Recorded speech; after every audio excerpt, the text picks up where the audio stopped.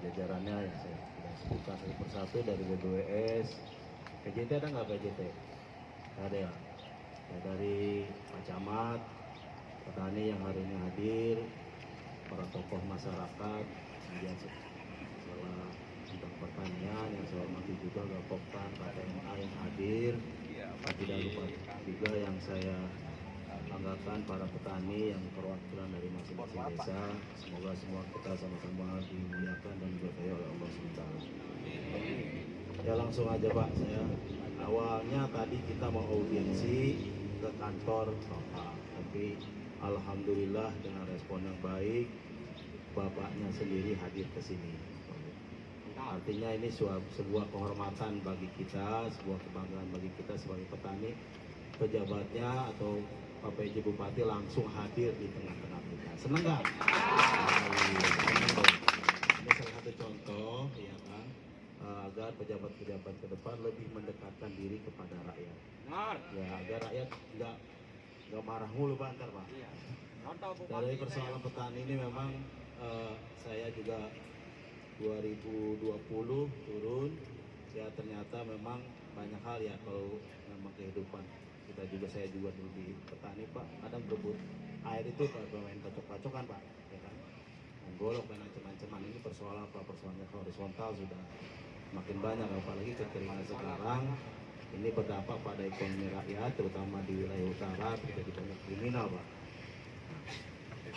Sekali lagi bahwa sebetulnya kegiatan seperti yang dilakukan oleh BBWS, baik Cilicis ataupun Citarum dan PJT, terutama juga Pemda Pak, 2021 kami juga pernah melaksanakan seperti ini, namun tidak seoptimal ini Pak. 2021 sampai dengan 2023 pada saat itu kami beserta petani memaksa untuk ada rapat koordinasi antara lembaga dan instansi termasuk BBWS, BBWS Cilicis, Citarum, PJT, Pemda Provinsi dan Pemda Kabupaten. Pada saat itu ada PJ Bupati juga Pak, yang sekarang ya.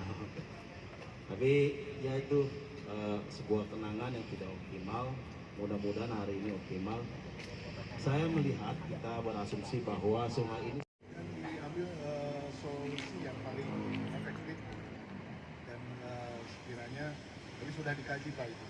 Jadi kita nggak bisa sembarangan langsung bongkar, karena itu pasti sudah diperhitungkan secara aspek teknis, tapi mungkin modelnya mungkin seperti apa supaya tidak seperti pernah di mana ya saya, di daerah yang Kali Jangre itu juga kan pernah Pak. Setiap semua jembatan itu dibangunnya kayak itu Bu ya, maaf, kayak ada gorong-gorong gitu. Akhirnya kan perumahan banjir. Karena menghambat, karena sampah, ada kayu-kayu, ada bawang pisang, ada kasur, ada apa. Jadi seperti itu. Jadi ini harus dipertimbangkan secara aspek teknisnya, tentunya dengan segala perhitungan, pertimbangan, dengan kajian yang matang. Karena talang itu juga khawatirnya itu memang sebagai penopang juga. Kemarin saya sudah diskusi dengan Pak Divisi SDA, nanti akan disampaikan juga kepada yang baik itu PJT ataupun BWS ya, itu seperti apa untuk konstruksinya harus diubah dan sebagainya, itu harus ada beberapa dan alternatif harus disampaikan. Tapi itu udah menjadi atensi Pak, insya Allah untuk dipertimbangkan, cuman modelnya mungkin nanti seperti apa. Kalau saya kan tidak hafal secara aspek, secara kajian teknis itu. Pemimpin yang mau menyentuh rakyatnya, yakinlah akan mendengarkan suara hati rakyat. Dan ini saya nggak kampanye Pak ya, saya ingin menekankan. Ketika tanggap darurat ini bukan hanya sekedar sebuah formalitas sebenarnya, tapi banyak yang bisa diambil ilmu dan pelajaran. Contoh, ini maaf, saya tantang di Kabupaten Bekasi ini tidak ada satu sarjana air di Kabupaten Bekasi. Karena berbicara pengairan, maka harus memahami tentang air. Bohong kalau ada.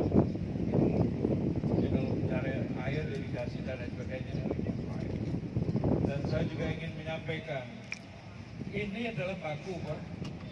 Kalau seorang kepala dinas pertanian wajib tahu kebutuhan per hektar berapa meter kubik. salut sama Pak Samanhudi TS beserta tim penggeraknya. Luar biasa, tapi luar biasa. Sepanjang sejarah mungkin baru ini ada gerakan dari masyarakat yang bisa melabrak pembangunan normalisasi sekarang sampai clear. Mungkin itu saja. Kurang lebihnya mohon berkenan maaf. Saya akhiri bila topik wal hidayah. Wassalamualaikum warahmatullahi wabarakatuh.